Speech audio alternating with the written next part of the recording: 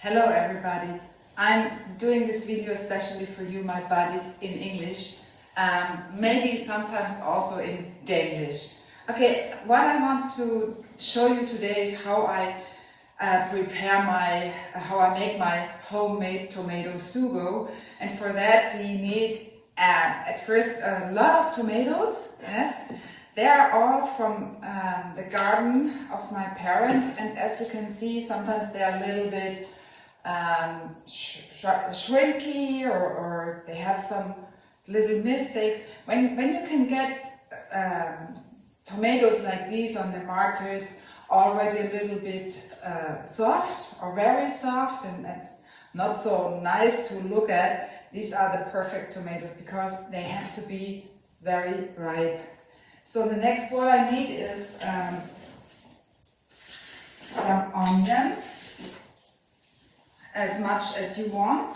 I put some of these here, and what I always do when I work with vegetables is I prepare that place with some old newspapers, so I don't have to clean up that much after cooking. Okay, this is the what I also need.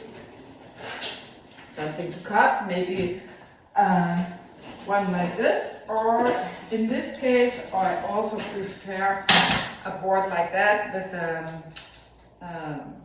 a little vertiefung around, so the juice doesn't drop onto the newspaper, so we also can collect the juice from the tomatoes.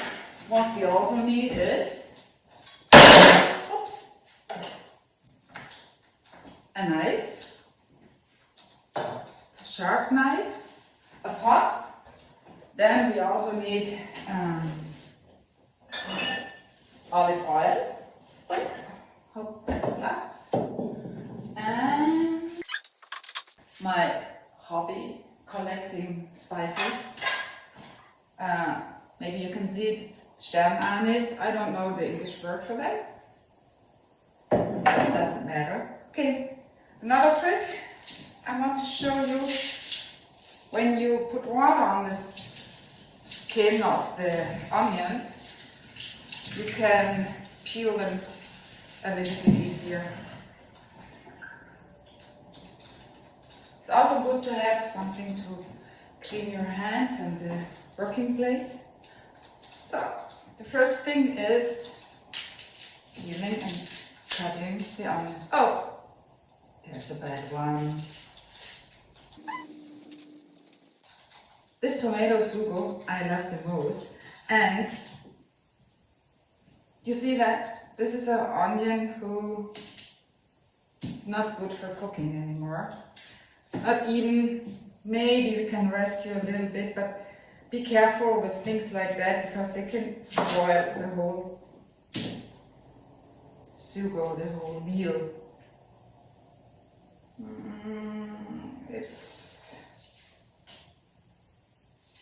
It's okay. So next one. You know, I never do some measurements. I always try to. This is a nice one. I think this is also good to add. You can cut the onions now if you want to by hand, like that. When you cut them by hand, take out the bottom of the onion because it makes it doesn't taste too good. So, okay. You also can cut the onions if you want to with a machine. It's easier, doesn't make you cry that much.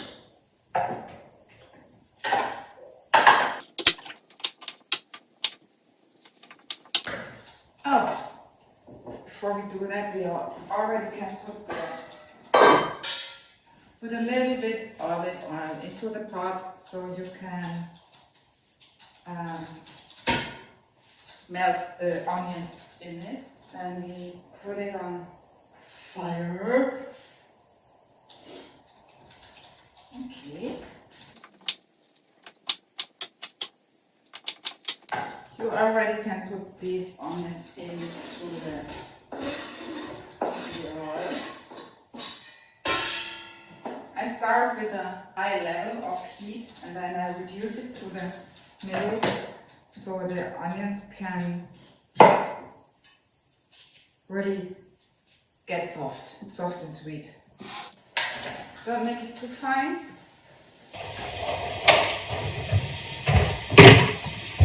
Reduce the heat, reduce the heat.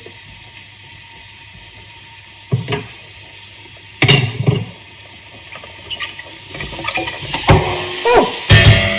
Stop, I need you. These are a lot of onions. I guess it's a little bit too much, but well.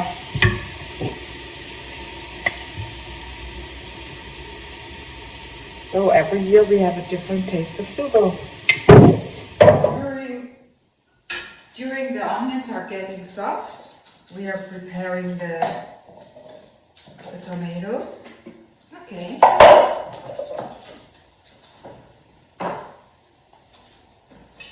You can cut it like that, or when I am doing this, cut beside the strunk, and then you only have to cut it out one time. And then you also can cut them in pieces, but I prefer to put them in the food processor. See also here, cut the green ones out, because this is not very healthy.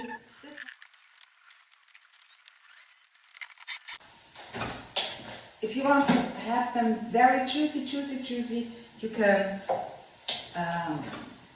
cut them much finer, but I like them perfect, like that. Sometimes you can find some pieces, and I don't take off the skin, I don't take out the seeds, because I love the tomatoes. I love the tomatoes in whole, like they are. I'm pretty sure this is giving them a different taste. Okay, let's check. I think we wait a little bit longer. They are okay. Just a little bit more time. Time is one of the most important ingredients for cooking. But when you prepare things like that, you make it in a big amount. Normally the pot is nearly full, but this year was not a good year for tomatoes. So we just have a little amount we can put in bottles and store it for the winter. And then it makes totally sense to invest a little bit of time to prepare such delicious things like this tomato sugo. So when you find a bigger amount of tomatoes somewhere directly on the farm, on the weekly market, or even when you go to the food saving places and you find a big amount of tomatoes, and they are really ripe, save them with making sugo like that. It starts to sizzle more, and this is for me the sign that you're ready for the tomatoes. Okay, watch it. Great.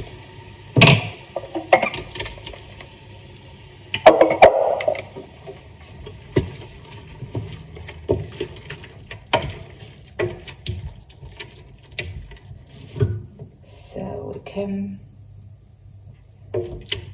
turn up the heat. Now the tomatoes are going to become a delicious sugo. For that we need some more ingredients, like I already said, that star anise. I put in Well, it's for this amount, I want to show you. For this amount of tomato sugo, I guess one of these stars is enough, because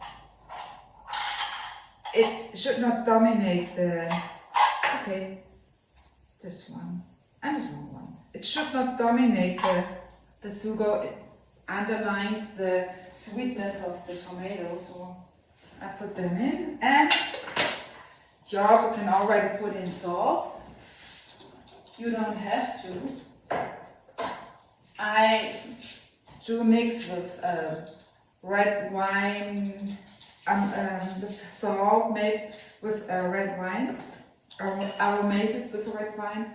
Looks like that. You have to be careful when you're going to buy salt like this, because many times they write red wine salt on the cover, but when you look at the ingredients, there is no wine in it at all, only colors and some aromas. So just take a check on the ingredients if there is really red wine used for preparing the salt. Okay, put some amount in.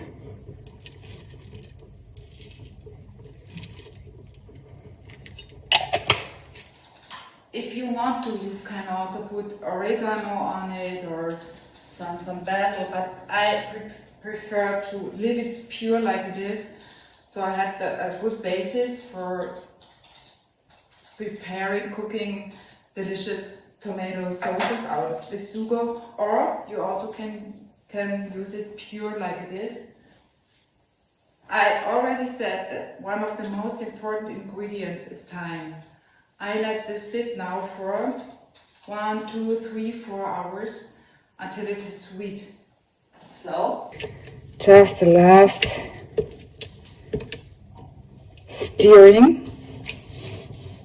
Okay. And then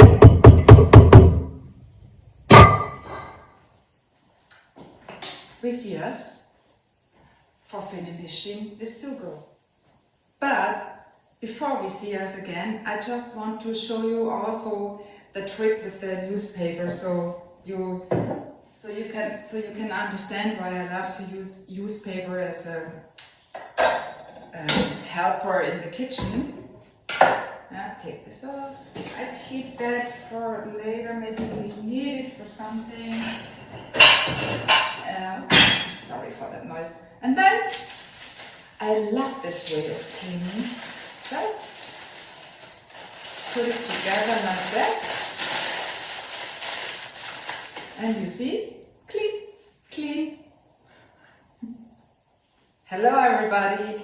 1.5 or 2 hours later, we are checking out the sugo.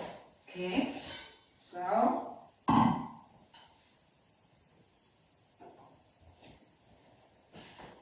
smells delicious. Now let us taste it first before we do the next step.